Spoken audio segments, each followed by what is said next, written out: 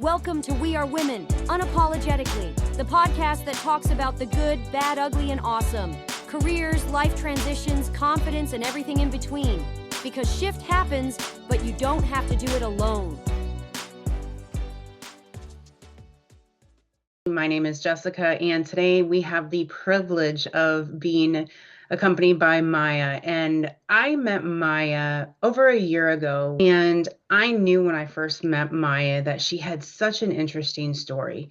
She she's gone through a couple of different career transitions, and when the opportunity arose for me to interview her, I absolutely jumped on it. So Mayya, if you want to go ahead and tell us a little bit about yourself, I'm going to hand it over to you and then we'll just go ahead and have a conversation.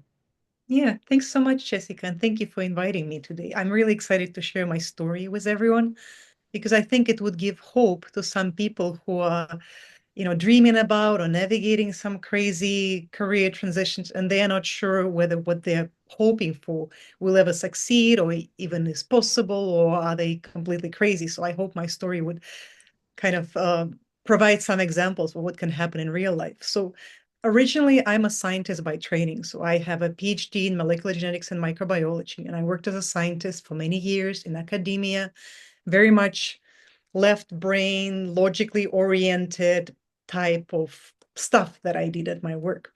And then I went and worked in corporate and biopharma. I was a medical writer for many years, again, very much corporate environment. And during all those times, my heart was kind of craving something else and kind of calling out to me and through heartache. And then I realized I need something else. And during the pandemic, I made this crazy pivot and I actually became a person who was running a meditation school online. So I fulfilled my dream of transitioning from being a scientist in corporate to my own employer and entrepreneur who was running a meditation school with over thousands of students in the last 5 years. So I have a question for you. So what was it about meditation that just really pulled you in, or how long, and I guess two questions, and how long had this been pulling at you before you actually made the shift? That is a wonderful question. And I always share that information with people who ask me, how did you make such an abrupt transition? Is that, until age 30, I was kind of happy with being a scientist. My parents were scientists. This, like, that path was kind of set up for me because that's the life I knew. I knew how to be a scientist and how to be successful and happy at it. And then I've had my first kid, and I got my first like real job after grad school, where I started working as a scientist at the University of uh, S- California, San Francisco. And when I moved to California and I guess started new leg of my life, something wasn't fitting. Like I was still good at my job, but was no longer giving me that satisfaction. And it was like this thoughts coming into my head. I want something else. I want something different. And when I asked myself, well, what is calling you? It was something about meditation, alternative healing. So as different and as opposite as one could imagine from the career path that I was pursuing. So I was lost, confused, and almost at war with myself because like here I am. I just spent 10 years getting a very decent, very solid education. And now I want to be an alternative healer and I know nothing about this career path. But I also know quite certain it doesn't pay money. So as you can imagine, I was fairly stuck in this dilemma of like, on one hand, I have a 2-year-old and I want to buy a house one day and I want another kid and I want stability. I was also an immigrant. I was on visa. It was whole visa issues. And the second, on the other hand, my heart was like, I don't care about any of those. This job does not feed me anymore. It gives me no satisfaction anymore. Yes, I get paid, but I'm left empty inside and I'm dying for something else. And Mm. that happened about 12 years ago, actually. Okay. So you just said some really interesting things because the episode before this one, I talked about how there are three different types of legacy, or excuse me, three different types of different handcuffs that hold us back, right? And we're stuck. Mhm. And one of them is the legacy. And you just outlined that, right? I mean, your parents were scientists. It was laid out for you. It was like it was what was meant to be. And then you also talked about the golden grip, right? Which is looking at the money, the benefits, right? All of these different things that you knew that you needed in order to provide for your family. Yeah. So I'm very Now I'm curious. curious about hang up number three. You might as well mention it here. Well, so the third one we talked about is the procrastination. Perfectionist, you it's like you want one more quarter of results, you want to get one more certification, and you basically procrastinate so long that you never actually make a move. So that's the third one that we Nice. talked about. Yeah, but it's interesting to hear that you had two different things really holding you back, and keeping you in these specific handcuffs.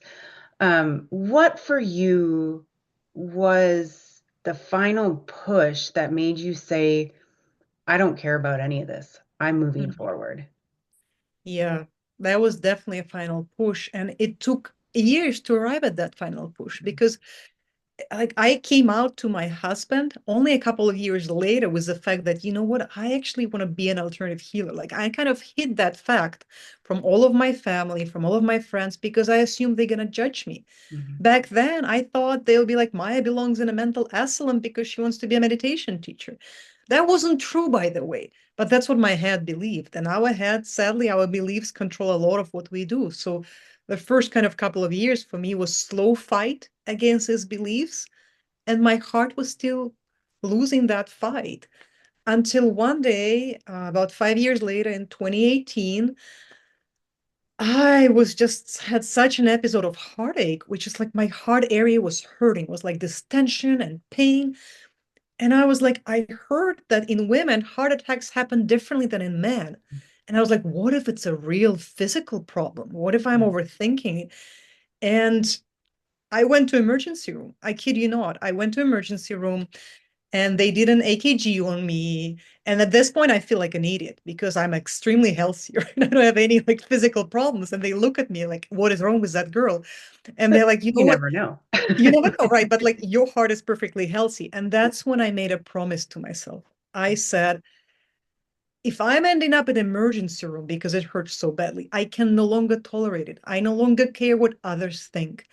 I no longer care about them. Like it's just my life is gonna end eventually, and I haven't even tried living it Yeah. the way that I wanted or meant or were designed to be. I was simply following a script from my parents, which served me well before I knew I could have my own script. And then it just started suffocating and killing me. So that moment in that hospital, I was like, God, universe, I'll do whatever. I'll do things. I'll make sacrifices, but I'll follow my heart. I don't no longer care.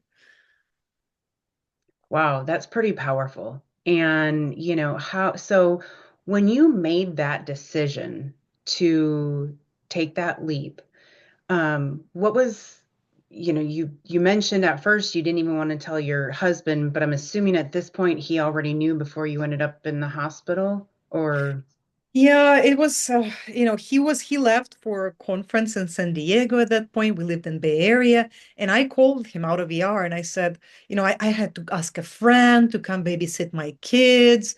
So it was like a lot of like, I gotta start admitting to myself that this is a real problem. And I called my husband, I said, you gotta buy a next flight back home because I'm not feeling well. He came, he's like, what's wrong? And I said, I'm just really unhappy at my job. And it's almost like it was the first time I allowed myself to say those words because everyone was like, you should be happy with your job. It's remote, it pays you money, it uses your skills, you don't work weekends or evenings, you have small kids. Why on earth would you want anything else? Just like wait until your kids are at high school. And I'm like, I can't wait another 20 years. I'm gonna die here. I don't care that it's a great job. I want something else. Can we please figure out a way to build this for me? yeah, and that brings up another great point that we just discussed in the previous episode, which is gratitude and a growth mindset, where Mhm. they are not mutually exclusive, right? I mean, people, women especially, we always hear you should be grateful for the job you have. You should be thankful that you, right to your point, don't have to work weekends or have nights off and you get to be able to work remote. but we can be grateful and still not only follow our dreams, but continue to learn and grow at the same time. And there's nothing wrong with that. So, the fact that you did that, it took a lot of courage.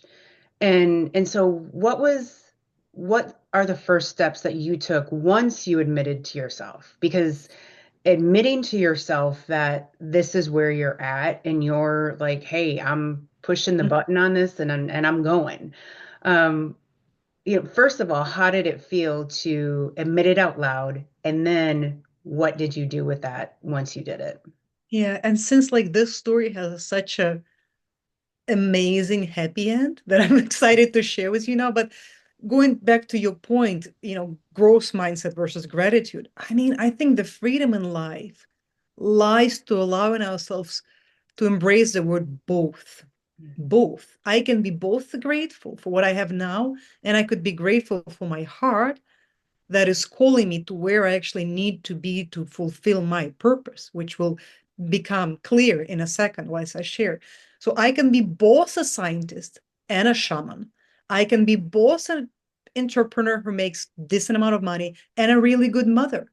Like I can do both things. And not only then they don't exclude each other, they need each other. Like if I'm only one thing, something is missing out. I wasn't designed to just be only a good scientist. Mm, I was designed to be a good scientist and a good meditation teacher. And as for steps, they were fairly clear to me. We used to live in California, which in Bay Area, crazy housing prices, and my family lived in the East Coast. And my husband was due for, his company was shutting down.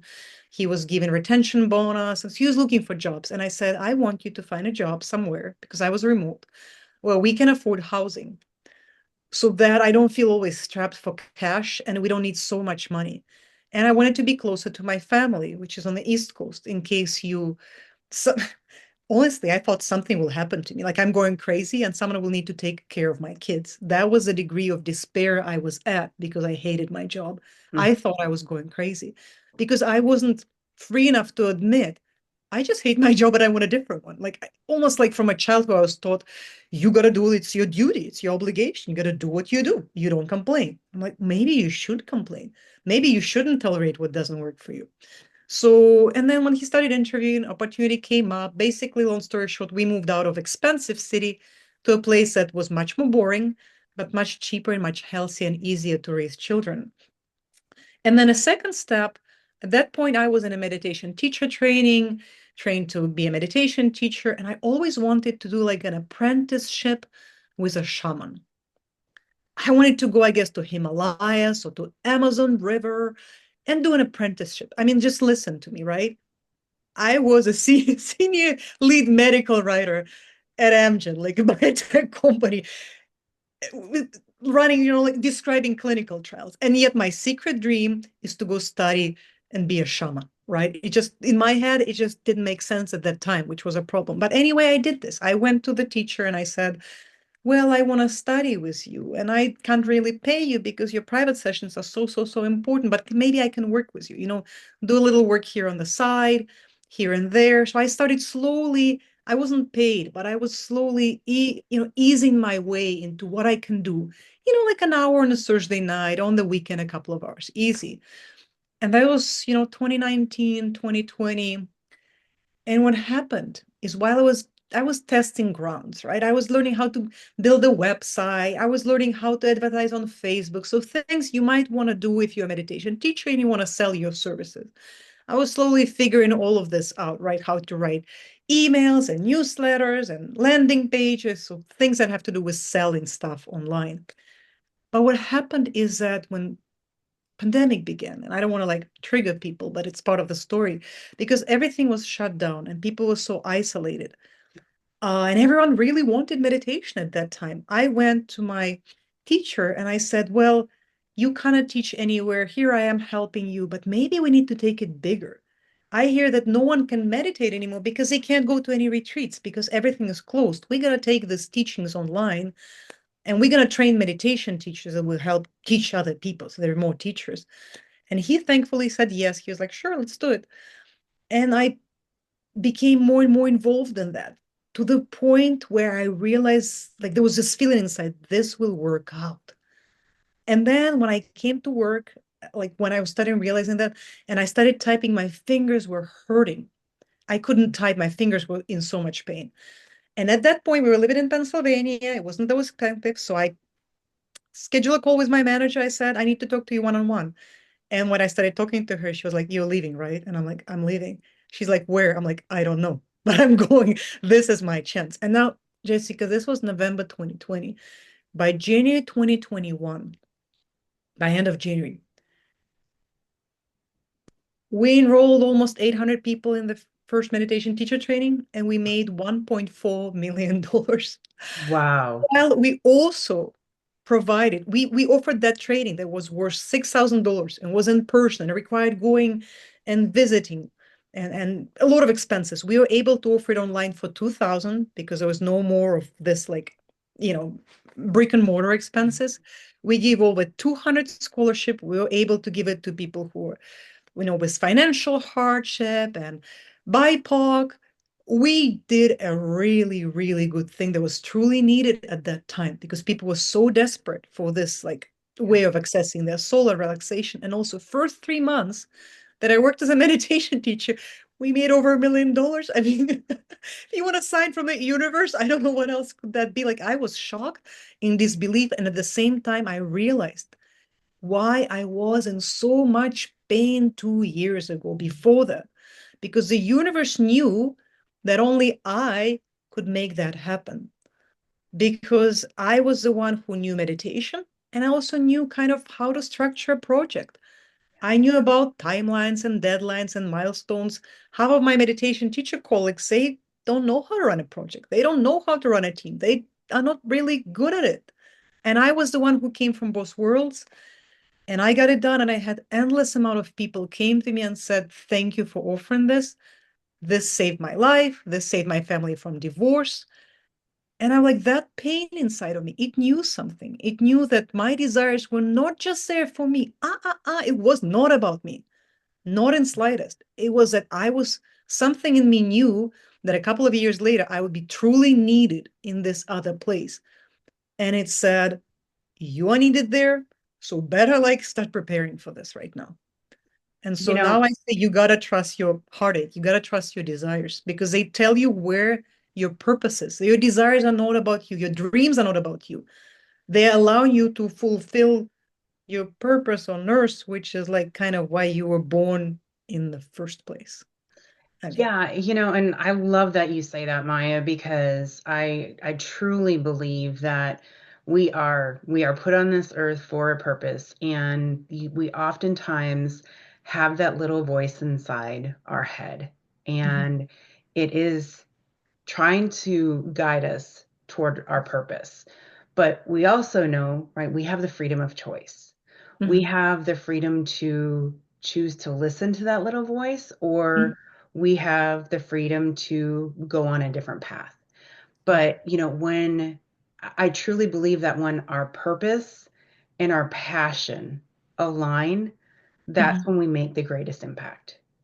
And you just mentioned that in 3 months you had 800 people that you impacted because of your passion and yeah, your purpose aligning. I mean, yeah, that's phenomenal. Congratulations on that. That's just, and not only that, but now those 800 people have gone on to impact so many others, right? yeah, So you have started this ripple effect of people positively being impacted because of your passion and purpose. yeah, That 100%. And we just somehow we play little because we think it's selfish yes. to say, it's like, well, it's so selfish to fulfill my desires. Nothing can be farther from truth. This is not selfish. This is selfless. What do you know? Do you know who will benefit from your desire? No. So, like, it's not I who did this. It's the energy of these people who needed this that carried me through into this. It Yeah. wasn't through me, it was their need for something because they became teachers and they went and they teach in their communities. So it's like I just heard them in a way, heard their call ahead of time. No, So I think as women, we're like so selfish. I should work at this boring corporate job. So selfish to have this dream of running this business or writing this book or doing this or traveling. How do you know?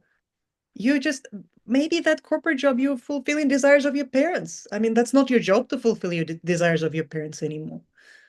So you never know. It's better listen to your heart instead of questioning and doubting it all the time. yeah. I think a lot of women do get stuck, and it's just a matter of they want to do what they think is right for everyone else.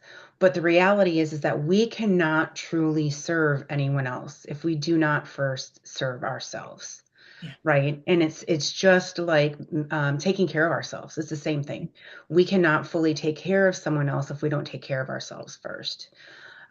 So, another question that I have for you is, so you've taken us through the first couple of months that you started doing this. Where are you at today with Yeah. your meditation practice, and what are you doing today? Yeah, no, that's a great question because I feel like in life we go through chapters or transitions and we learn something. So for me, it was such a work of my life, of my heart, of my passion that I dove right into it. And I was inexperienced. I never ran a company. I knew my stuff, right? I knew how to work in corporate. I didn't know about all the different specifics and how to say like, you know, how to realize when a vendor is charging you more than they should and how to say no and how to say no to crappy customers. Because in every field, like that's what I believe, in any profession, there's 10% of stuff that is just yucky and make me miserable. And you need to learn how to deal with the 10% so you can enjoy the 90%. And for me, the 10% were, we invited everyone over the internet to come into our school and study. And some of the people might have bad attitudes or be plainly rude or take out their inner unsolved yet problems on me. And I was used to like corporate communication, which is extremely courteous, extremely, God forbid ever anyone says a bad word. So that was a rough transition for me. And like running a team of people, but I loved it so much. And I didn't rest enough, which is crazy to say. I mean, I meditated and I slept, but I still otherwise worked probably 14 hours a day, every day. And I took weekends off, but because I loved my work, I was still thinking about it. And 18 months later, I legitly burned out. Mm. And it's funny because 6 months before that, I taught a meditation retreat on how not to burn out. And clearly that didn't help me. It's ironic, but I hit the point where I didn't want anything anymore. Like I had no desires. I was like, whatever desires I had got fulfilled. I'm done. I can retire from life. That's the feeling I had. And thankfully, because we had some savings, I could take a couple of months off and I mostly slept and cried. But I had to step away from the company I sort of helped build, and we turned it into a non-profit, and the board stepped in, so it was all good at that point. But Uh, it took me a year or two to recover because we cannot just spend ourselves endlessly, turns out. Even if we do what we love, we can still hit the point of non-return. I mean, later now I teach workshops on burnout, so that was helpful. A friend of me jokes, she's like, you really had to research it thoroughly before you teach it. I'm like, I guess you're right. Yeah, I wanted to know what happens if you don't follow that advice. So, yeah. No, but I think that's still very valid because, I was researching and I believe they said 68% of professional women experience burnout. Mhm. And it's something that you don't necessarily realize is creeping in. It just happens a little bit at a time. Yeah. And I think that it's something that it's easier for it to creep in when you are doing something you love because you don't really realize or recognize that you're not shutting your brain off, right? And so I think that it's, to have a balance is very, Mhm. very important. Yeah. And, I just recently had to implement myself stopping at a certain time during the week because I would be in my office until 7 or 8 o'clock at night. Mhm. Especially if it was something where I just knew it was leftovers for dinner and I didn't have to worry about cooking, I'd spend that extra time in my office. Yeah. And not only was I doing myself a disservice and all of, the phenomenal women and men that have been listening to this. I've been doing them a disservice, but I was doing my family a disservice. And Mhm. it does start to take a toll on your relationships, right? Oh, So finding that balance is definitely, definitely important. Um, and I think it's almost like being, I just didn't know the cost because I was mhm, like, well, working is fun. For other people, like watching TV is fun. But yeah, when you it's burning and it's you're producing results and it's yours, you really want to do it because like, well, it's so much fun for me. It doesn't matter. Your life is gonna burn out, meaning like whatever beautiful candle you have, you're gonna spend it yeah, because you don't have other things in your life that can nourish you. Even if you love your job, you just gotta be like, I'm sorry, I'm shutting down because I want to come back tomorrow. Because you're sacrificing tomorrow, essentially. You think you're building for it, but you will not have energy to enjoy it. yeah, That's what I hear from people. I built all of this, now I can't enjoy it anymore. Like, yeah, I forgot that I need to leave time and energy for joy. yeah. That's also a lot what happens in life in general, right? Mm, So many people live to work instead of hmm. work to live. Yeah. And they put things off, like traveling or writing a book or Hmm. going after a job that they really love. We just always think that there's going to be time, I'll do it later. And then all of a sudden there's not later. Yeah. And that can really, it's unfortunate, especially when lives do get cut short, Hmm. when they don't have that opportunity. So I know that we are coming to the time that we have today. And, I talk about meditation as far as one thing that women can do, especially in the mornings, just to kind of set the tone for the day. Do you have a couple of quick tips that you could share with us for people that are maybe new to meditating?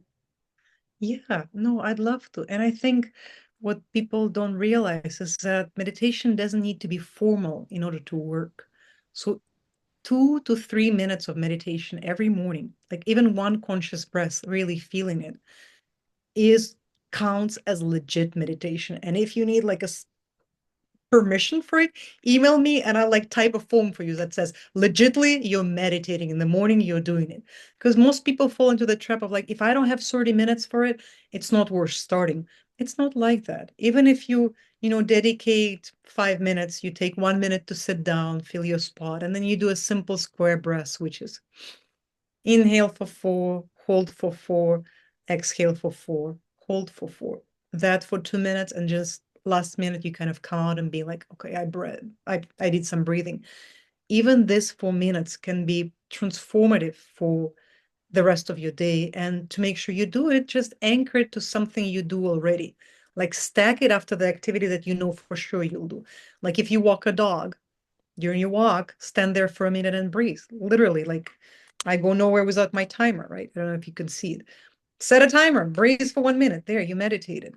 Or like after you brush your teeth, sit down on the floor and breathe for a minute. That counts. And just doing it every day is a fantastic way to meditate. You don't need doesn't need to be formal. You don't need anything special. Meditation is basically taking time to be with yourself and with your own soul. So just find a way to do it in a way that is pleasant for you and joyful. And if you do it every day, that counts. Doesn't need to be long. That's Just a taking great, time, just basically time without phone, with nature counts as meditation. Let's put it this way. that's a great tip. And, one other thing that I hear a lot of people say is, I can't meditate because I can't shut my mind Yeah. off. Yeah. Do you have any tips on that and how to Yeah. shut the mind off? Well, the one tip I know that works for it, and that's a obstacle number one, number two, and number three for all of my clients and students. Anytime I run a workshop, first we talk about meditation techniques, and the second part is always for me what to do about thoughts, how to handle thoughts and meditation. And the point is that we don't really understand well how the brain works. And the reason you have thoughts in your brain is because when it gets quiet, you're noticing the activity of your brain. It's almost like brain is seeing dreams and you perceive them as thoughts.